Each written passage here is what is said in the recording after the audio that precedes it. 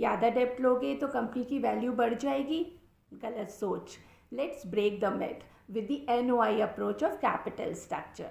NOI approach यानी कि net operating income approach कहती क्या है ये, कैपिटल स्ट्रक्चर का कोई फ़र्क नहीं पड़ता फर्म की वैल्यू पे, चाहे आप ज़्यादा डेप्ट लो या कम लो, फर्म की जो टोटल वैल्यू है वो हमेशा सेम रहती है।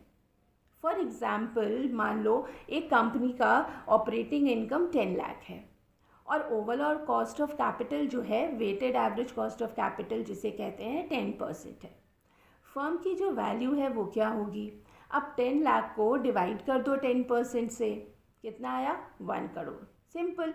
अब चाहे आप डेब्ट बढ़ा लो या equity, weighted average cost of capital adjust हो जाता है, फर्म की जो वैल्यू है ना वो सेम रहती है।